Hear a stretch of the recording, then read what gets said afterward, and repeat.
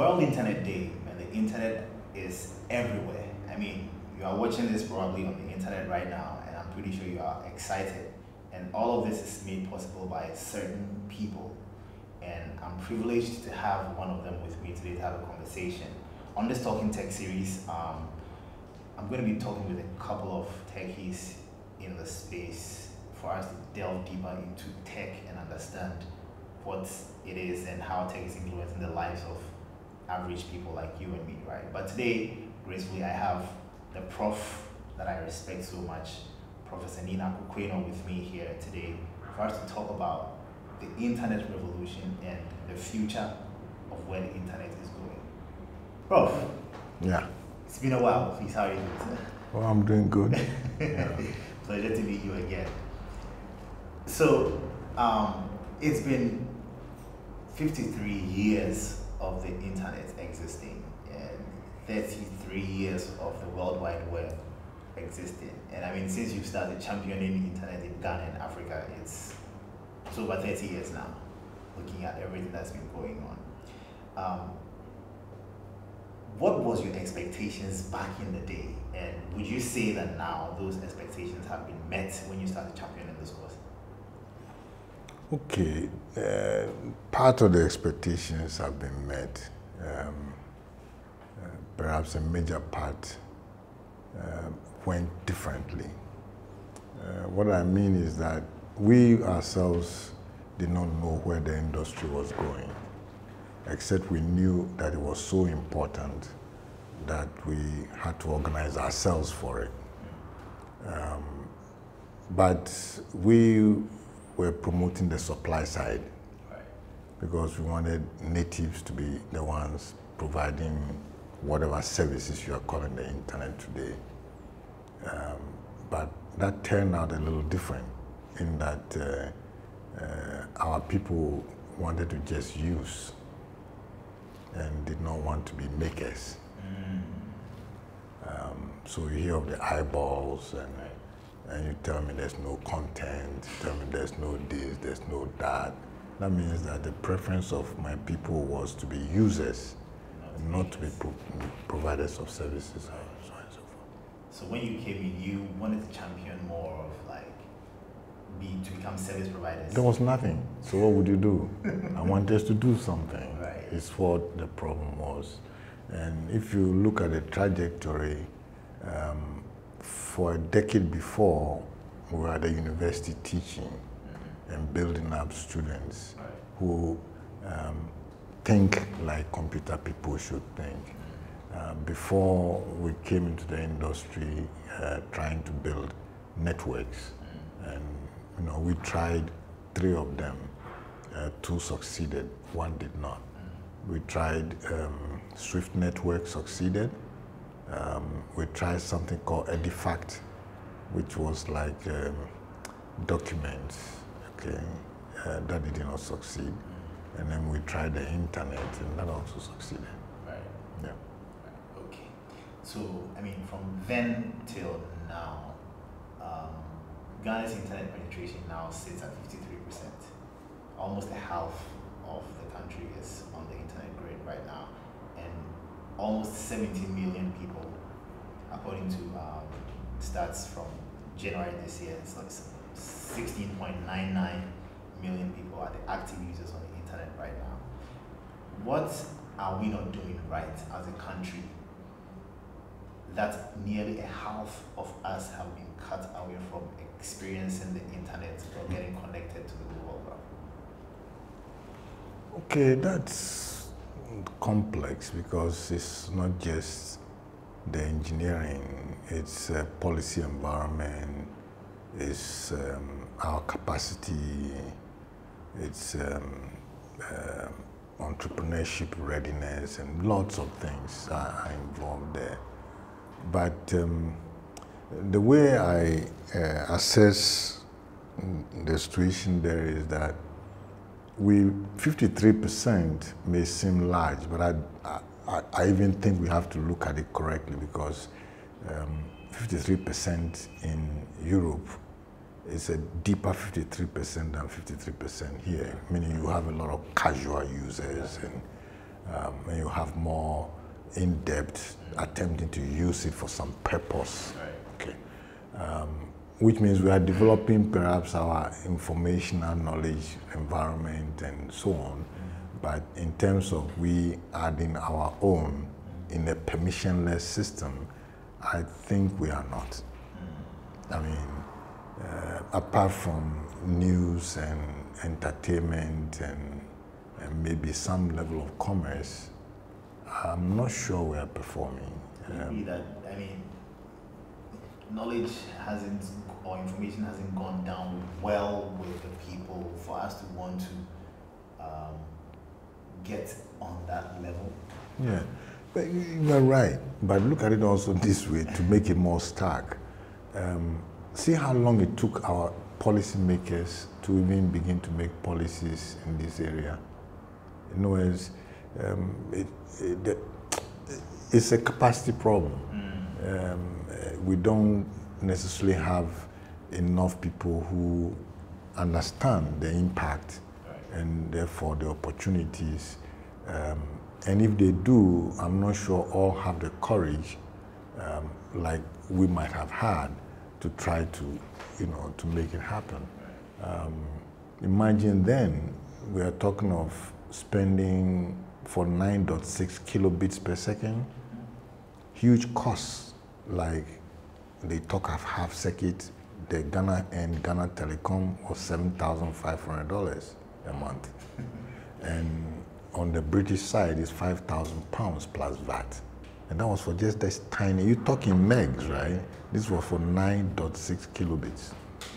Who would have that courage to do it? Universities couldn't have that courage, you see? Yeah. Government itself would not have that courage. And government even felt to some extent challenged by we trying to democratize communication, okay, because it was a preserve of the national telco. So there were lots of issues like that. But anyway, that's where you are. but that makes me think we haven't seen the importance. I agree. I mean, if after 33 years of it being in this country till now, we still haven't seen it, then there's something wrong, is there not? Yeah, but I lump it all in as capacity, you see. And it's not just the education, it's also a commitment to a purpose, okay? And realizing that the wave is the future and committing to that future, and therefore begging or fighting for everything possible for that future to come. And I'm saying that capacity to do that, I don't think we do. Most people take it as casual. Oh, give them a homework, they will Google and they will go and read and then they come and blah, blah, blah, blah. But every time I tell them that, supposing you were to rewrite it, how would you write it? You've read 10,000 things. I don't want you to cut and paste. If you were to write, whatever subject you were to write, how would you write it? And that is what we seem to be lacking, right? We're not turning the wheel. We're happy. So we become dependent on others doing it for you. And we seem to like that, especially if I can, do some 10% business. We don't want to do the hard work. No. I mean, I'm sorry to say, but that's very detrimental to us, though. Like, because I'm thinking if we are not building infrastructure like this for us as a country, what are we doing to ourselves? Because okay, we say God is crying. Okay, God is crying. We've been crying for years. And it's not true that there's no infrastructure. Some investments have come into infrastructure. But if you look at a situation around maybe 95, 96, there were over 100 local ISPs. Yes, okay. Yeah. And now, where are they? You only hear about a handful because of the consolidation and so on. Okay. So you wonder whether we pursue the right policies, okay? Because the objective was to have competition. And policy to have competition should not have ended up having consolidation in the hands of 2 or 3, 5 major ISPs covering 90% of the market. So what did we do wrong? And are we going to face the same thing with the new technologies coming? Be it blockchain or you might, whatever you may be interested in. So for me, it boils down to capacity. We don't have the, if you look at almost any other sector apart from here, you will see the same thing. See? It makes me a little concerned. Yeah. I'm saying it for you to be concerned. There's a saying that if a soup is salty, whether it's cooked from the top or the bottom, it's still salty. Right. Okay. I'm telling you that we are scratching the surface, okay, and we are doing some things. But you and I agree, we're not taking the bull by the horns. Okay, and you see it in many ways. Everybody thinks that they are all doing. But when you look closely, yeah, some are doing, but much. No. And then we've also got ourselves into this euphoria whereby somebody does something small, which is good, then it becomes like, Like the biggest thing that ever happened. and then the person dies on the way because he should have been encouraged to do more and more. But now all of a sudden, he feels like he's finished. So lack of knowledge is making us not thirsty enough to want to dig deeper. Correct. And you are satisfied with very little. And you think that if you are satisfied today, you'll be satisfied forever. The technology is changing. You are satisfied today, 6 months later, you are behind. You see? And you're supposed to watch the waves. Okay, you ride this first wave, there'll be a new one, you can ride it. Right. If you haven't ridden the first wave, it's difficult to jump on the second wave because the gap is too much. See? So I'm happy, I'll just depend on somebody to do it for me. And so this is the reason why I want us to talk about Web 3. Okay. But I mean, if we don't have knowledge like this, then it would even be difficult for us to understand Web 3 and its applications and everything coming into it. You can't even imagine, right? I mean, the same way when you see these issues about tokens, NFT, and so on, you can't even imagine.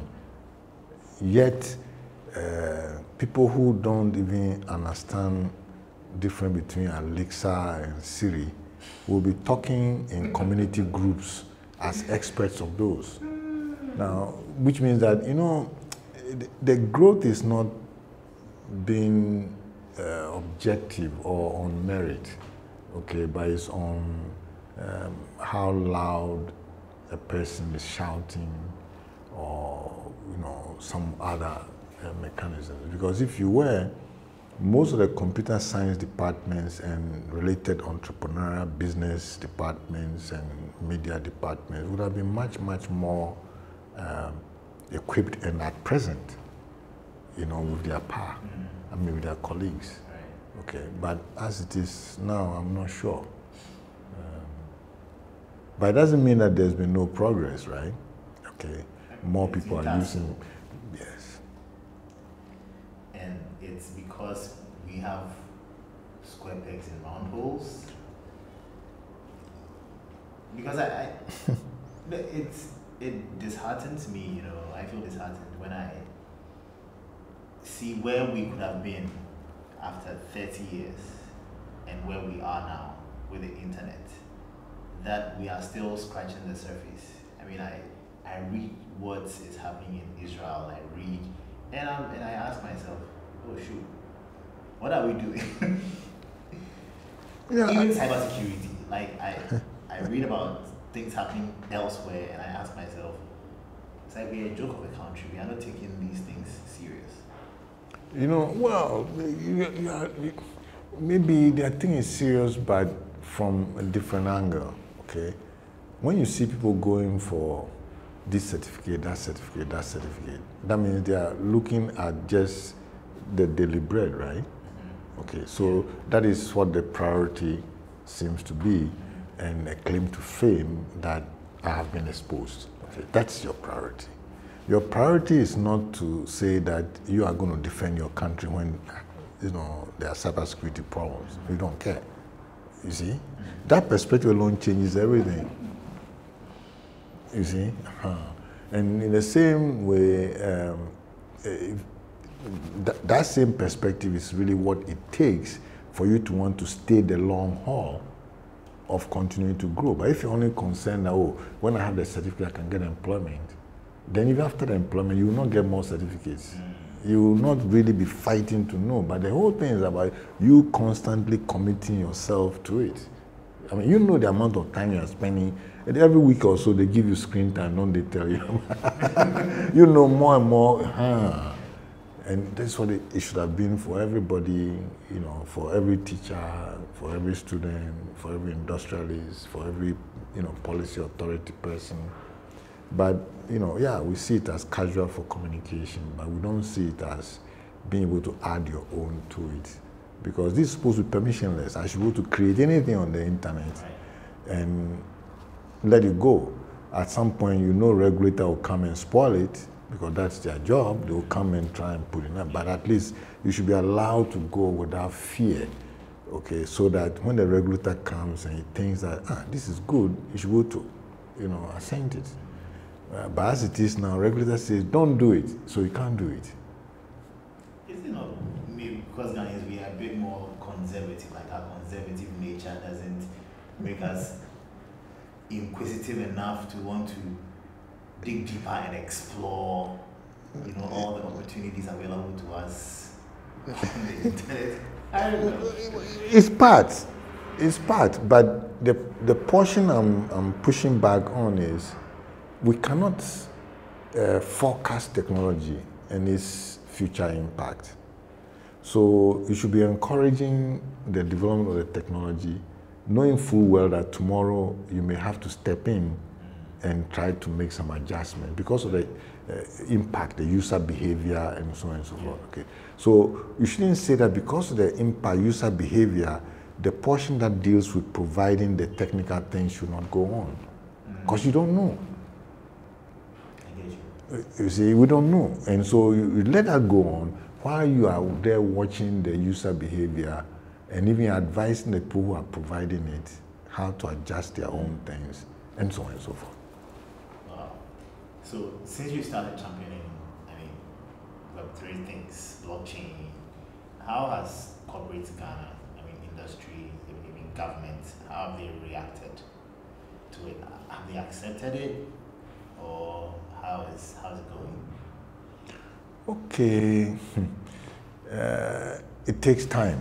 That's what they took time for the internet to come this far. 30-something years to just get 50% penetration. It's a laughable, okay? So I accept that it takes time. The same way for each of the new technologies that are coming, it will take time. And the same is true of the blockchain. Right now, we reach a stage where people are talking about it, okay?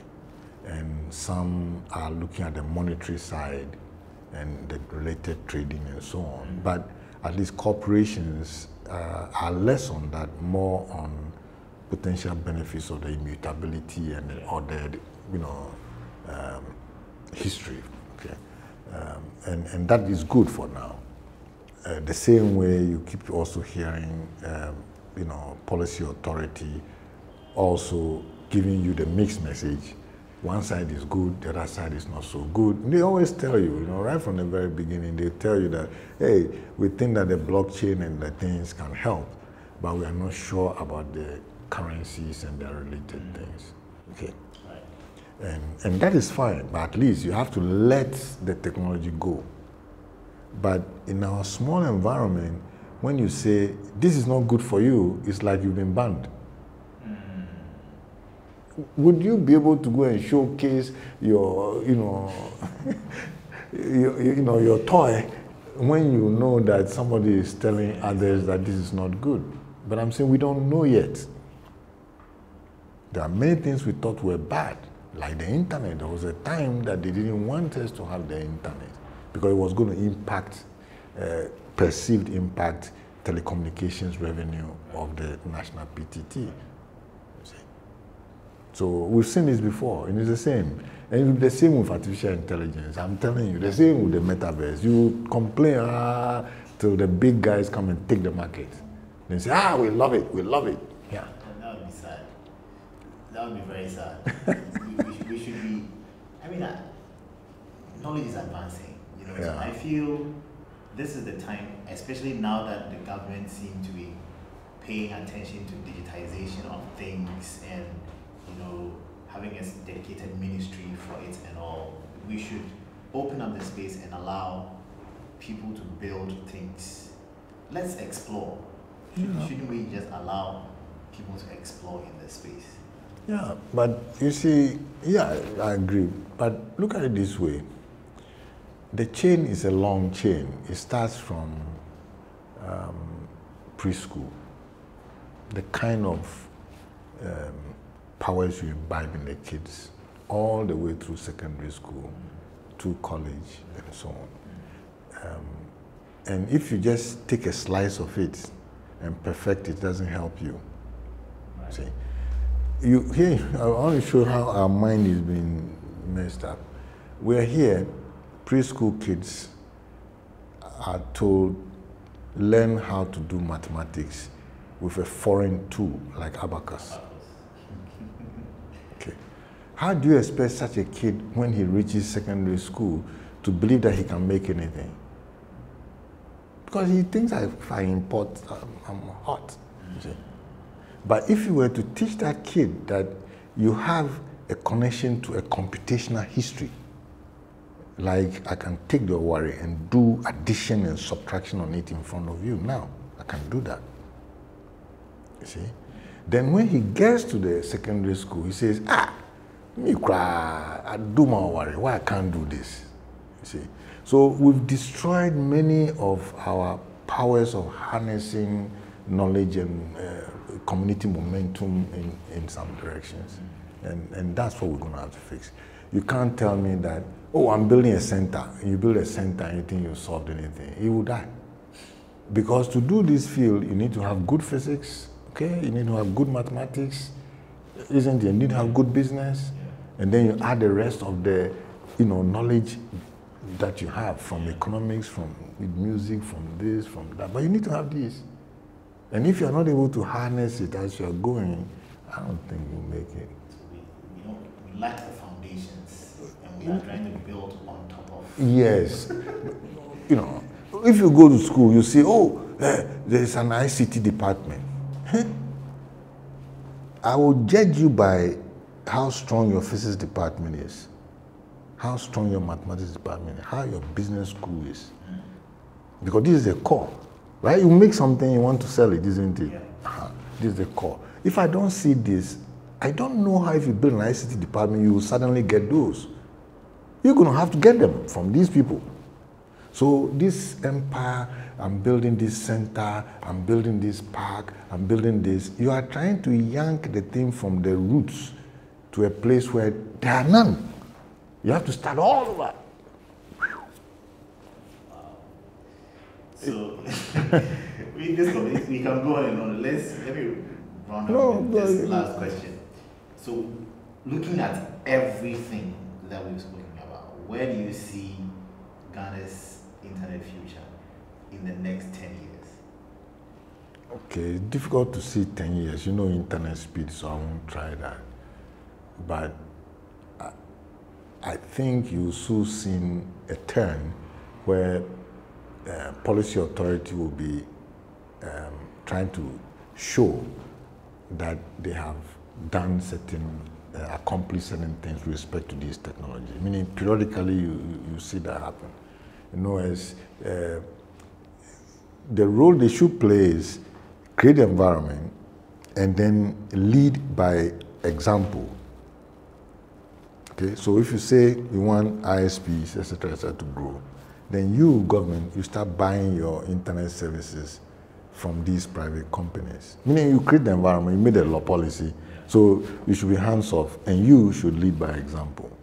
You understand? But the moment you two say, I'm also going to do some, then you see you get chaos. So you should just be hands off. If you want to invest, yes, you can invest. But when you yourself say, I myself, I'm going to be an operator, okay?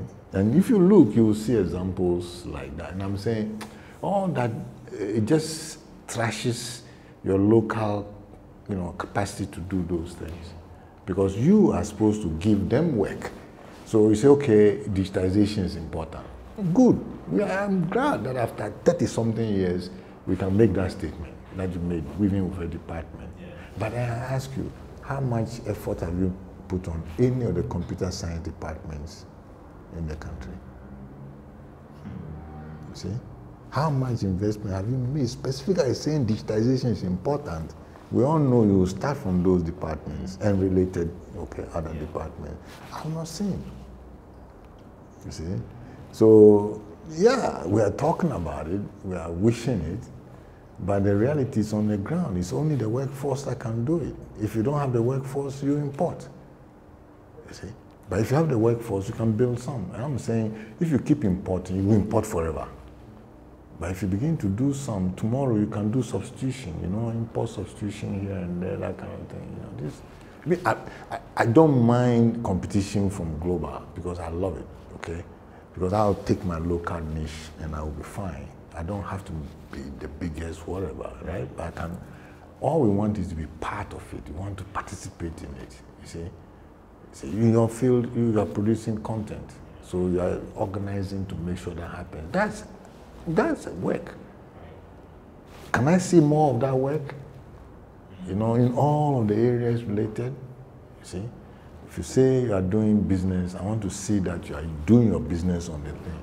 And I don't mean the small buy and sell, that kind of thing. You're not going to make money. Because even the fees and the charges are such that unless you have huge volume, it's one of these things that is low price, high volume. So unless you are a giant, you quite can't do that, you see. But you should think, can I do something which is, it's not important whether it's been done before or not. Does it help my people? If it helps people around me, then I'll get an uptake. And when I get the uptake, maybe I'll go to the next village. Or maybe I should be helped because I'm a local person. Some portion of, country's expenditure must go to these people, that kind of thing. So it's a whole chain. You have to work the whole chain, even including professional bodies. How come these computer people alone don't have a professional body? See? Self-interest, little petty fights here and there. Yet every university, they are computer science. They always have computer science associations. So are you telling me that they are not there? They are there. You see? So we haven't quite got our hands around building the workforce and building the industry and having a proper open system by which industry and academia can influence policy. You see? Because for us, policy is not that you go and hide somewhere and then decide and come and ask us for questions, It is about we making the policy for you through our discussions, and you are part. You see, this is what we call the bottom-up thing that you see in the internet. We are part.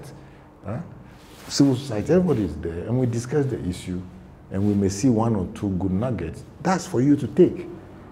But not to go and make one and come and ask, is this good? If I didn't cook, I will eat. Wow. Prof, it's been a pleasure talking to you. I mean, I know we have to continue. We will talk. There's so much to say. But thank you so much, Prof, for your time. I really appreciate you making time for us to talk in this series. So you heard it for yourself. We've been scratching the surface of the internet. I mean, internet is over 30 years in Ghana now. And if we still have 53% of internet penetration, then we are not doing much. And like you heard for yourself, we need to start building capacity in order for us to be able to make a difference. Because at this point in time, we are just playing catch up, or we are just adding up to the numbers, and we are not making any difference in the space. So let's dig deeper. Let's start looking deep into our own things, so we can start finding what we have useful in order to use it to build on the internet as we can see it. Rome wasn't built in a day. I mean, Prof started this way back in 1992. So we know and we still believe that something can be done. Thank you very much for your time. Thanks for watching. I'll see you again in the next one. Peace.